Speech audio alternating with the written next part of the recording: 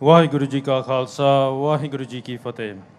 For 30 years, as you've heard from previous speakers, we've been forced to digest a narrative. It's been forced down our gobs that Operation Blue Star happened because of Khalistan, when in fact the exact opposite. It was Operation Blue Star that gave birth to Khalistan. But where, after 31 years, where do we stand with Khalistan? If we can't digest or fathom Guru Arjan Dev Ji's and Guru Har Gobind Sahab's vision, because Guru Har Gobind Sahab learned something major from Guru Arjan Dev Ji Shahidi. Guru Har Gobind Sahab, Guru Arjan Dev Ji with their Shahidi, they taught us sabr, to live in Akal Purukh's hukum.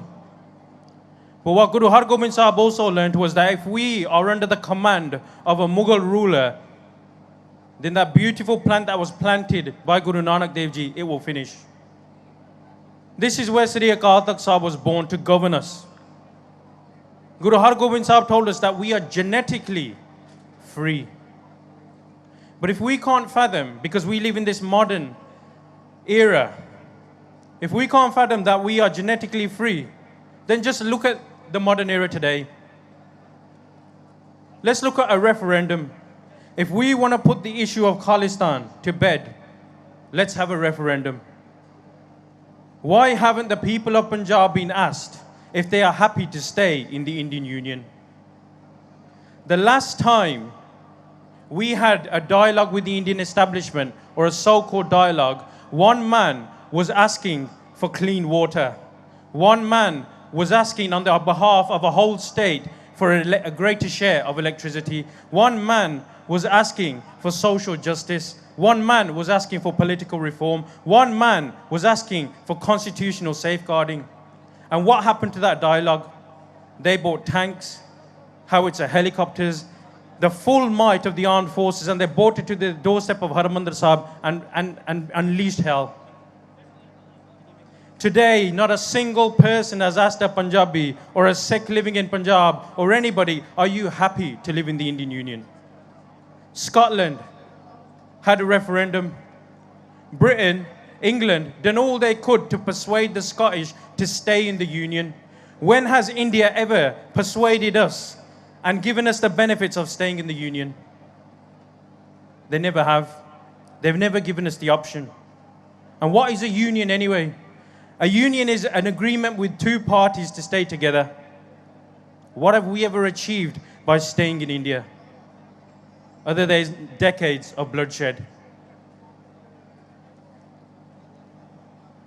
And the reason why we haven't had a referendum, not only because they don't want to give us the choice, but they have created a twisted, mangled version and a distorted version of what Khalistan is.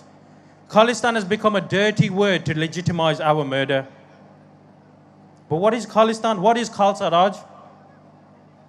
Guru Tegh Bahadur gave his life for a group of people, the Hindus, who he didn't really agree with their philosophy, but he gave his life for them. We went over 3 continents in the First World War and fought for this land, for the British people, for the British government, for a land that we would never see. Over 1 million Sikhs entered into that world war. We then freed India from the clutches of imperialism. Look at the Nepal disaster. We're all over the place helping these people. We are feeding the homeless in whichever country we are. So on what grounds are they going to tell us that Khalistan is a dreaded nation? How can they tell us that a land based on the principles of Guru Nanak Dev Ji, of Kirt Karni, Vand Ke Shakna, Naam Japna, is somehow not going to be for the betterment of the people? At the very minimum, in Khalistan, at the very minimum, what you will get is equality and justice. And if people say that Sikhs don't know how to run a government, there's that age-old story, oh, you can't even control a Gurdwara, how are you going to run a nation? Look at the Khalsa Raj that we've had in the past. Baba Banda Singh Bahadur established Khalsa Raj and destroyed the feudal system. Nobody had ever seen that before. Raja Ranjit Singh's empire was the most cosmopolitan the world had ever seen.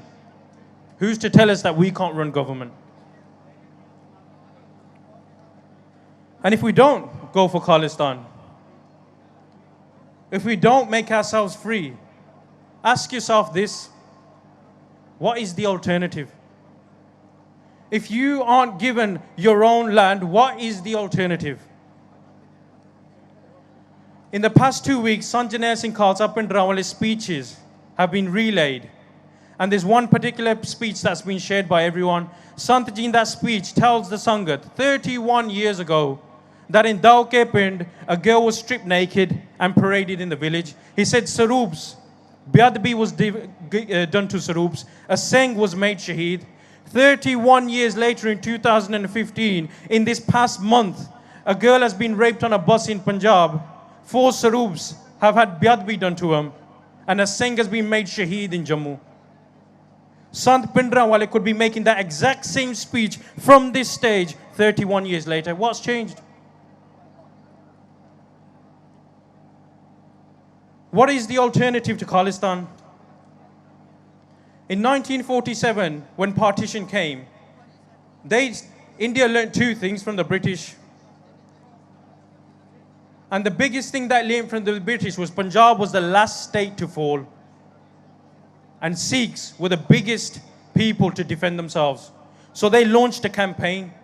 And this campaign didn't have any bullets. It didn't have any bombs. It didn't have any tanks. They denied our language. They truncated Punjab so it can't stand it on its own. They denied us water and electricity, a faceless war. And then when one man stuck his head above the parapet and he said, enough is enough, then they brought a real war to our doorstep. For the next 20 years, Punjab became a killing field. But in 95, when India wanted to enter this world as a big democracy, they thought, we can't keep killing Sikhs. How are we going to keep killing Sikhs and throwing them in the rivers of Rajasthan and then call ourselves the 3rd largest democracy? So they went back to the faceless war. And what was this faceless war? Female feticide, the drugs epidemic in Punjab, the alcohol epidemic, the fake data epidemic, farmer suicide. And then every so often they'll give us a poke. They'll bring up the subject of Pai Rajuwana's execution, Professor Puller.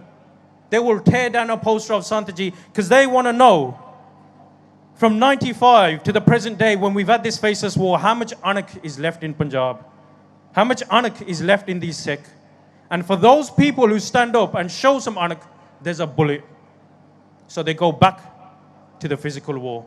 And that's when Jaspal Singh gets Shaheed, Balkar Singh, Darshan Singh, and Jagjit Singh.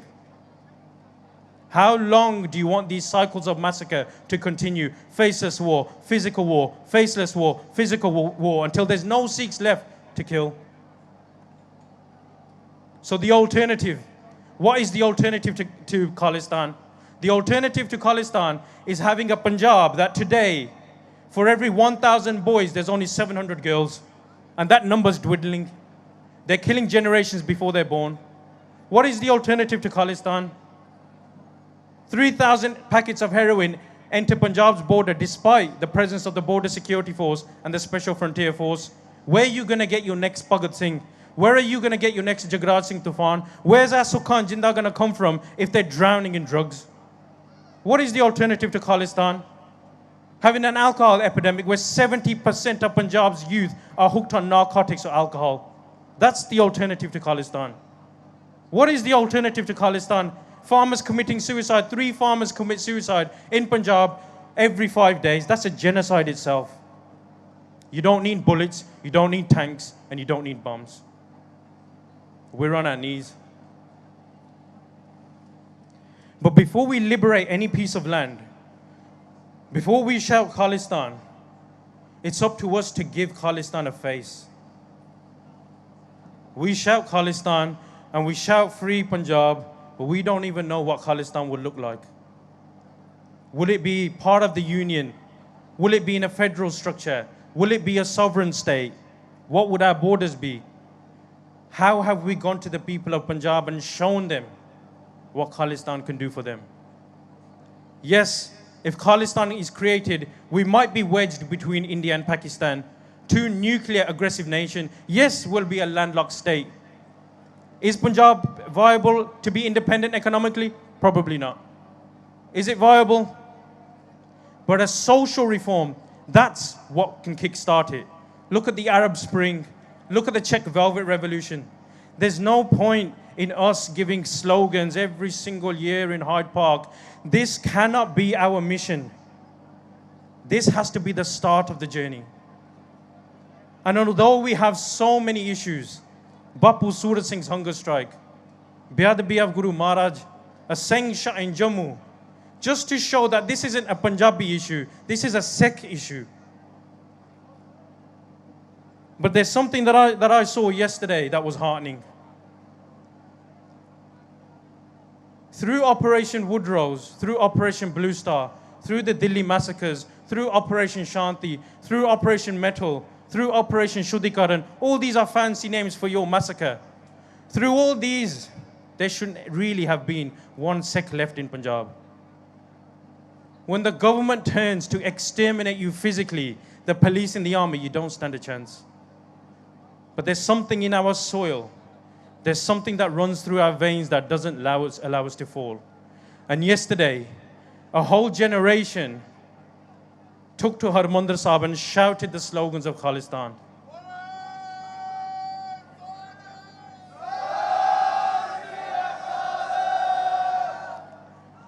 There is more need now for Khalistan than there ever was. And if anyone is in doubt, our fight isn't against any people.